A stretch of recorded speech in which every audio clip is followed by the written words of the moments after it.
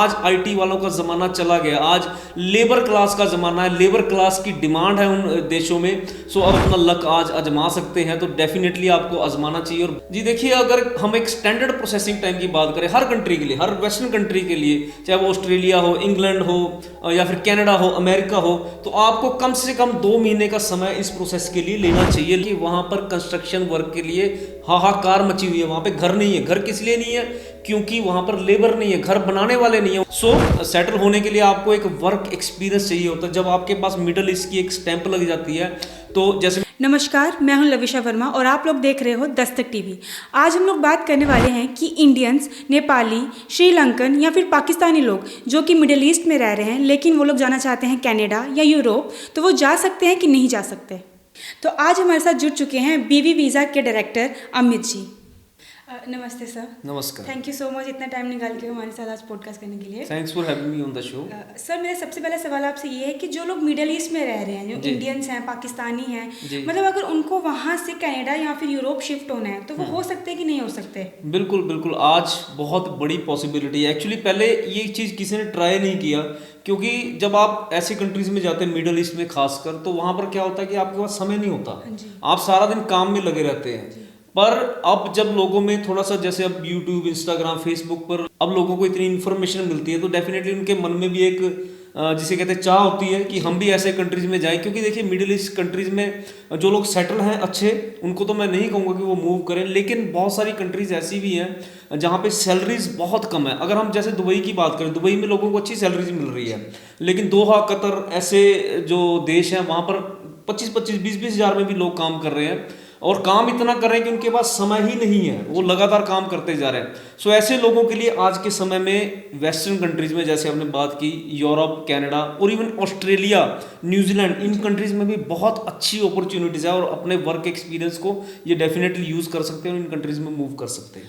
तो सर, इन लोगों को अपना वीज़ा अप्लाई करने के लिए क्या क्या डॉक्यूमेंट्स की ज़रूरत पड़ेगी? जी बिल्कुल, देखिए, मैं हमेशा अपने शोज़ में पहले भी आपसे बात कर रही है, अब भी मैं आपको ये बात कहना चाहूँगा कि सबसे बेस्ट जो रास्ता है वो है विजिटर वीज़ा। आप विजिटर वीज़ा के थ्रू इन कंट्रीज़ में एंटर कीजिए, और वहाँ पर जाके जो आपने अभी काम किए हैं उस चीज़ को आप यूज़ करिए। सो विजिटर वीज़ा के लिए तो सबको पता ही है कि क्या क्या डॉक्यूमेंट्स चाहिए होते हैं, हम एक बार फिर आपके दर्शकों के लिए दोहरा देते हैं। सो विजिटर वीज़ा के लिए आपको डॉक्यूमेंट्स चाहिए आपके प्रोफाइल से रिलेटेड, जैसे आप कहीं पर जॉब कर रहे हैं या बिजनेस कर रहे हैं, उसके सारे डॉक्यूमेंट्स आपको चाहिए होंगे। आपके बैंक में कितने पैसे हैं वो चाहिए होगा, आपके पासपोर्ट्स की कॉपी चाहिए होगी, आपको टैक्स वगैरह पे कर रहे हैं वो, यानी कि बहुत ही बेसिक डॉक्यूमेंट्स चाहिए होते हैं। और होटल बुकिंग पे भी आप वहाँ पर जा सकते हैं, और स्पॉन्सरशिप भी आप जो है अरेंज कर सकते हैं। अगर आपका कोई रिश्तेदार वहाँ पर रहता है तो उसके थ्रू आपको स्पॉन्सर मिल जाती है। अगर स्पॉन्सरशिप आपके पास अरेंज नहीं हो रही तो वीवी वीज़ा की हेल्प भी आप ले सकते हैं। सो इस तरह से बहुत ही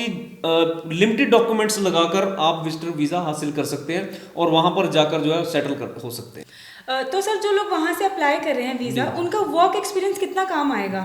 नहीं, वर्क एक्सपीरियंस ही काम आने वाला है उनका, क्योंकि देखो ऐसे जो लोग मिडिल ईस्ट में काम कर रहे हैं उनका तो डेफिनेटली यही एक मोटो है कि हमने पैसा कमाना है। उन्होंने कोई घूमने फिरने तो जाना नहीं है, जो साफ से शब्दों में है, और ना ही उन्होंने इतने पैसे कमाए होते कि वो जाकर वहाँ पर कनाडा में अपनी पहले टिकट खर्च के जाए, वहाँ पर घूमे। उनका मकसद तो एक ही है, वहाँ पर सेटल होना। सो सेटल होने के लिए आपको एक वर्क एक्सपीरियंस चाहिए होता है। जब आपके पास मिडिल ईस्ट की एक स्टैंप लग जाती है, तो जैसे मैंने बताया, वहाँ लोग बहुत ज़्यादा मेहनत करते हैं। सो ये चीज़ एम्बेसी भी समझती है, चाहे वो वेस्टर्न वर्ल्ड की कोई भी एम्बेसी, उनको पता है कि जो बंदा इन कंट्रीज़ में, दोहा, कतर और जैसे हमने यूएई की बात करी, इन कंट्रीज़ में जब चला जाता है और काम करने के लिए, तो उसको काम करने की एक लत लग जाती है, काम करने की एक आदत बन जाती है। उस आदत को ही वो ये कंट्रीज़ यूटिलाइज करना चाहती हैं। और अगर मैं कहूँ कि जॉब इन लोगों को सबसे पहले प्रेफरेंस दी जाती है। तो सर, उनको वीज़ा अप्लाई करने के लिए अपनी कंट्री में वापस आना पड़ेगा कि हम वहाँ से ऑनलाइन अप्लाई कर सकते हैं? जी बिल्कुल, ऑनलाइन अप्लाई किया जा सकता है। देखिए, जैसे कि हम कनाडा की बात करते हैं,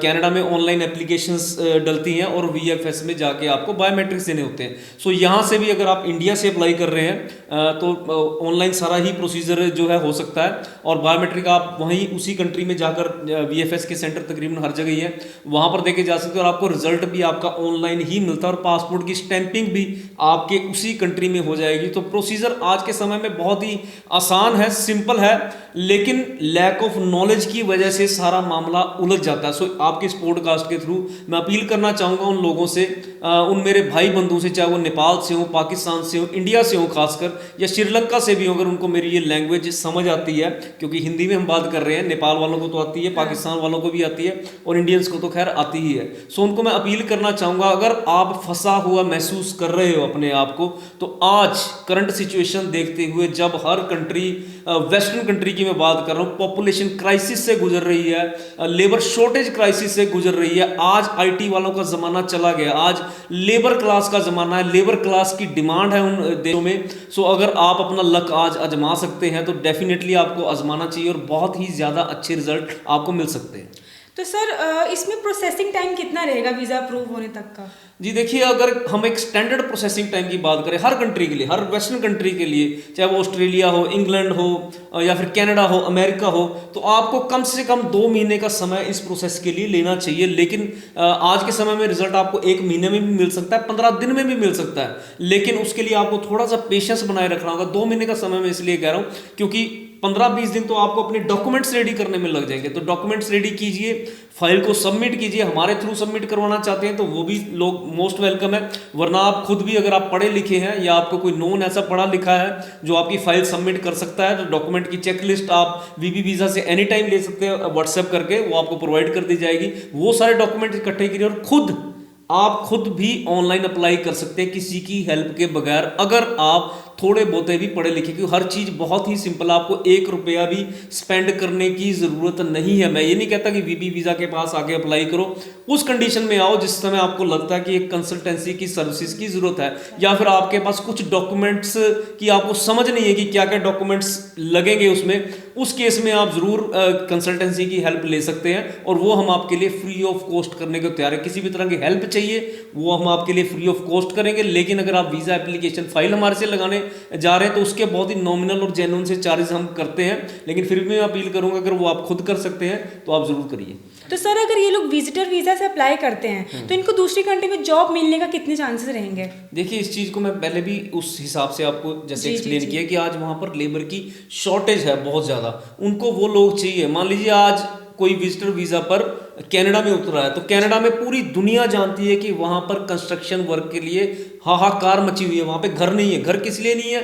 क्योंकि वहाँ पर लेबर नहीं है, घर बनाने वाले नहीं है। उनके पास लकड़ी भी है, रॉ मटेरियल है, हर चीज़ है, पैसा है, लेकिन लेबर नहीं है जो आके उन घरों को बनाए और वहाँ पर लोगों को बसाए। सो अगर आप में वो उस तरह की स्किल है, आज वहाँ पर उनके पास प्रोडक्शन है, लेकिन प्रोडक्शन वेस्ट हो रही है, उसको पैक करने के लिए नहीं। आज उनके पास खेत खलियान सब कुछ है, लेकिन खेत खलियानों से कोई सब्जी और फल तोड़ने वाला भी चाहिए, वो लोग नहीं है उनके पास। सो इस समस्या से वो जूझ रहे हैं। आप जैसे ही एयरपोर्ट पे उतरते हैं कनाडा में, आपको साथ की साथ आपकी जॉब अपॉर्चुनिटी मिलती है। 10,000 से ज़्यादा परिवारों को हम इन कंट्रीज में भेज चुके हैं, और सारे आज के समय में बहुत ज़्यादा वेल सेटल हैं, और सारे के सारे परिवार विजिटर वीज़ा पर गए, और बहुत ही आसानी से वहाँ पर ये विजिटर वर्क में चेंज हो जाता है, और फिर अल्टीमेटली आपको जो PR मिल जाती है। सर इन लोगों में से जितने भी वीबी वीज़ा से अप्लाई किया अपना वीज़ा, उनमें सक्सेस रेट कितना रहा? देखिए, अगर हम इन कंट्रीज़ की बात करें, हमारे पास दुबई से भी बहुत लोगों ने अप्लाई किया। इनकी सक्सेस रेट हमारी 100% रही, क्योंकि बहुत कम लोगों ने अप्लाई किया, क्योंकि अवेयरनेस नहीं है लोगों में। 8 या 10 लोगों ने अप्लाई किया, जो कि आप हमारे इंस्टाग्राम या हमारे सोशल मीडिया पर चेक कर सकते हैं। सो उनकी रेशो 100% रही है, और मैं अपील करूँगा बाकी लोगों से भी अपने चांसेस इस समय ज़रूर लें। Thank you so much sir, आपने इतना प्रीशियस टाइम दिया और इतनी इन्फॉर्मेटिव आज ये पॉडकास्ट आया। Thank you sir. Thank you. जो भी लोग मिडिल ईस्ट में हैं और सेटल नहीं हो पा रहे हैं, वो जल्द से जल्द अपना एप्लीकेशन लगाएं ताकि इन कंट्रीज़ की पॉलिसीज़ चेंज होने से पहले आपका वीज़ा अप्रूव हो जाए। Thank you.